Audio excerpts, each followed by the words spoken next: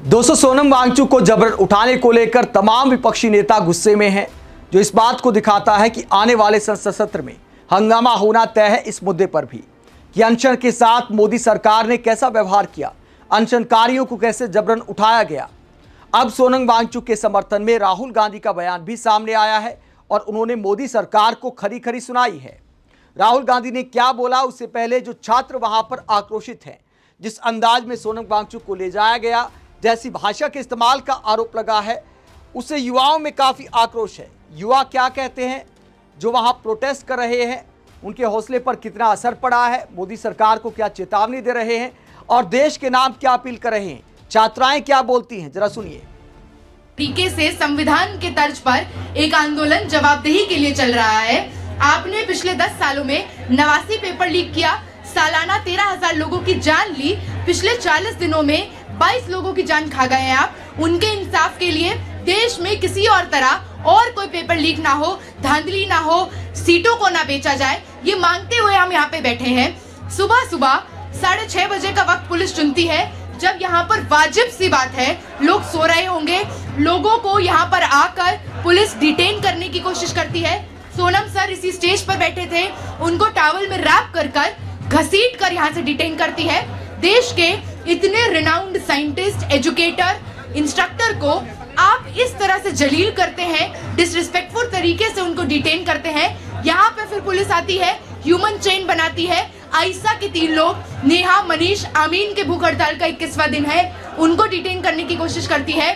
तो उनको चैलेंज करते हुए, रेजिस्ट करते हुए हम लोगों ने एक ह्यूमन चेन बनाया और उसमें आप देखिए किस तरह का ब्रुटैलिटी है कि हम लोगों को घसीटते हुए, पीटते हुए, महिलाओं को अलग अलग तरह से धक्का देते हुए पुलिस लात चला रही है, घूंसे चला रही है। यहाँ पे स्टूडेंट्स को भी पीटा जाता है जो अपने ही फ्रेंड्स को सेव करने के लिए खड़े हैं। तो ये किसी भी तरह का कोइंसिडेंस नहीं है। कल यहाँ पर सोनम वांगचुक पर हमला होता है, बीजेपी के नेशनल प्रेसिडेंट ये बात कहते हैं कि यहाँ पे लड़ रहे लोग वायरसेस हैं और हमसे भाजपा के कार्यकर्ता निपट लेंगे। आज वही पुलिस जो इसी डबल इंजन सरकार के तहत आती है, उसको भाजपा भेजते हैं कि जाइए यहाँ पर शांतिपूर्ण तरीके से लड़ रहे लोगों को मारिए, पीटिए, जबरदस्ती उनका अनशन तुड़वाइए।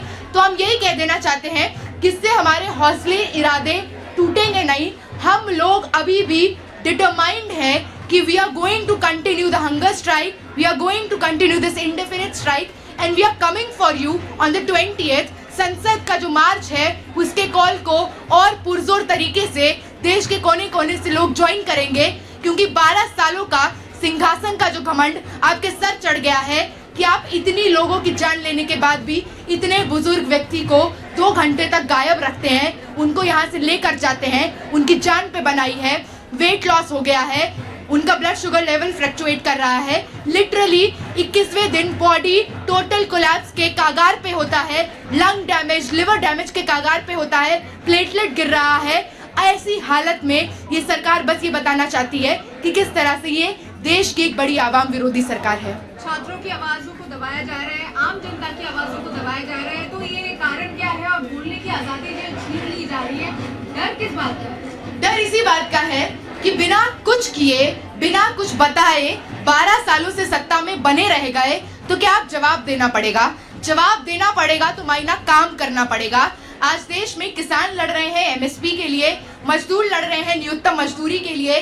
बृजभूषण, कुलदीप सेंगर, प्रज्वल रविन्ना, मणिपुर और बिहार का मॉडल जब आप काबिज करते हैं, तो महिलाएं लड़ रही हैं अपनी डिग्निटी के लिए, बेखौफ आजादी के लिए। छात्र, युवा, नौजवान लड़ रहे हैं दुरुस्त एजुकेशन सिस्टम और बेरोजगारी के खिलाफ। इसलिए भी ये सरकार डरती है, इसलिए यहाँ पर लड़ रहे लोगों को दहशतगर्दों की बी टीम बता दिया जाएगा, वायरसेस बता दिया जाएगा, धमकी दिया जाएगा। यहाँ पे बजरंग दल, अखिल भारतीय विद्यार्थी परिषद, आरएसएस के गुंडे आएंगे, लोगों को मारने की, पीटने की कोशिश करेंगे। एक तरफ मेन स्ट्रीम गोदी मीडिया को, जो उनके सामने नतमस्तक है, उनको ये कहा जाएगा कि इस प्रोटेस्ट को कवर मत करिए, यहाँ पर तो मुट्ठी भर लोग हैं। वही मेन स्ट्रीम मीडिया जब यहाँ पे आएगी तो अपने हुजूर आला द्वारा दिए गए आदेश का पालन करते हुए यहाँ पर उल्टे सीधे सवाल पूछेगी।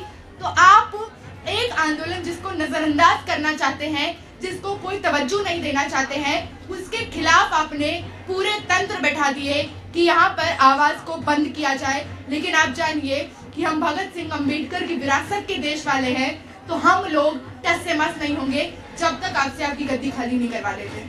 राहुल गांधी की भूमिका थोड़ी सी और क्या बेटर होनी चाहिए थी, इसमें आपको लगता है?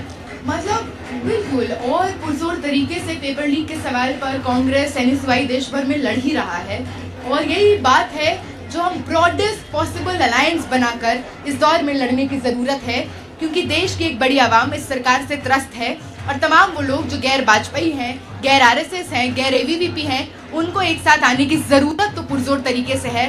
तो हम भी कांग्रेस से भी अपील करेंगे कि और बेहतर रूप से इस आंदोलन का हिस्सा बने। तो छात्रों में यहां पर आक्रोश दिखाई दे रहा है सोनम वांगचुक पर जिस तरह का एक्शन लिया गया। राहुल गांधी के नाम भी मैसेज दे रहे हैं कि और ताकत से पूरी आवाज को उठाया जाए। अब संसद का सत्र आने वाला है, राहुल गांधी नेता विपक्ष हैं, और जिस तरह तमाम विपक्षी दल एकजुट दिखाई दे रहे छात्रों के मुद्दे पर सबका समर्थन आया है सोनम वांगचुक के नाम। सबके निशाने पर मोदी सरकार है। और अब राहुल गांधी ने क्या बयान दिया है, जब छात्र उनसे उम्मीद रखते हैं। हालांकि एनएसयूआई ने देश भर में प्रोटेस्ट किया है पेपर लीक के खिलाफ। राहुल गांधी छात्रों की गूंज के नाम से कार्यक्रम कर रहे हैं। कल देहरादून में भी उन्होंने कार्यक्रम किया, और राहुल गांधी ने सोनम वांगचुक को लेकर अब क्या बयान दिया है, ये पोस्ट उन्होंने किया है। सोनम वांगचुक के समर्थन में मोदी सरकार को टारगेट करते हुए राहुल गांधी क्या बोलते हैं, इसका हिंदी अनुवाद हम आपको बता देते हैं कि राहुल गांधी ने क्या बोला। राहुल गांधी ने मोदी सरकार को घेरते हुए कहा, राहुल गांधी ने पहली पंक्ति में किस बात को लेकर टारगेट किया है। पीएम मोदी महात्मा गांधी की मूर्ति के सामने सिर तो झुकाते हैं, लेकिन क्या सत्य और अहिंसा का पालन करते हैं। इसे लेकर राहुल गांधी कहते हैं, मोदी सरकार के मुख्य सिद्धांत असत्य और हिंसा है। सोनम वांगचुक जी को जंतर मंतर से हटाना, जबकि वो अहिंसक भूख हड़ताल पर थे, गलत है। पेपर लीक, शिक्षा की बढ़ती लागत और छात्रों की आत्महत्या भारत के भविष्य के लिए गंभीर मुद्दे हैं। कोई भी ताकत भारत के छात्रों और हम में से उन लोगों को जो उनसे प्यार करते हैं और उनमें विश्वास रखते हैं, इन मुद्दों को उठाने से नहीं रोक सकती। तो राहुल गांधी कहते हैं कि मोदी सरकार इस तरह के एक्शन लेकर, इस तरह जबरन अनशन से उठाकर छात्रों को नहीं रोक सकती, विपक्ष को नहीं रोक सकती। तो सोनम वांगचुक के समर्थन में ये बात बोली है राहुल गांधी ने। और जो आने वाला संसद का सत्र है, तो ये मुद्दा बड़ा हो सकता है, इस पर टकराव हो सकता है। पहले से ही राम मंदिर चंदा चोरी को लेकर मोदी सरकार बैकफुट पर है। इस मामले में शुरुआत में अनशन की परमिशन तो दी, ये दिखाने की कोशिश की कि देखिए कोकरोच जनता पार्टी वाले बड़े आराम से प्रोटेस्ट कर रहे हैं, सरकार को कोई तकलीफ नहीं है, सरकार कितनी लोकतांत्रिक है।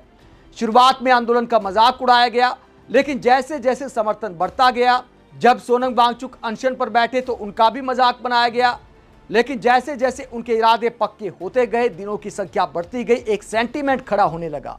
बॉलीवुड से भी समर्थन आने लगा। देश के अलग अलग क्षेत्रों से सोनम वांगचुक के समर्थन में आवाज उठने लगी, तो लगता है कि सरकार डर गई, और उसके बाद ये पुलिस का एक्शन कराया जाता है। अब बोला गया है कि जल्दी से जल्दी धरना स्थल को खाली कर दें, जंतर मंतर को खाली कर दें। तो अगर 20 जुलाई को जो होना है मार्च, उसमें भी पुलिस एक्शन होता है, तो ये बात तय है कि संसद में मोदी सरकार बैकफुट पर रहेगी, क्योंकि सरकार के पास ये कहने को नहीं है कि देखिए हमने तो मनाने की कोशिश की, हमने अनशन करने वालों से बातचीत की, क्योंकि एक बार भी कोई डेलीगेशन नहीं भेजा गया, किसी नेता को नहीं भेजा गया। डायरेक्ट जब पुलिस भेजी गई है, तो विपक्षी नेता यही सवाल उठा रहे हैं, पीएम मोदी से सवाल करते हैं कि जो परंपरा थी कि कोई अनशन करता है तो उसकी इज्जत की जाती है, अगर मुद्दा पते का है तो कम से कम सरकार को बात करनी चाहिए। जिस मुद्दे पर शिक्षा मंत्री गलती मान चुके हैं, क्या उस पर बातचीत के जरिए अनशन खत्म कराने की कोशिश नहीं करनी चाहिए थी? आप क्या सोचते हैं? कमेंट बॉक्स में अपनी राय जरूर दें, साथ ही चैनल को सब्सक्राइब भी करें। नमस्कार।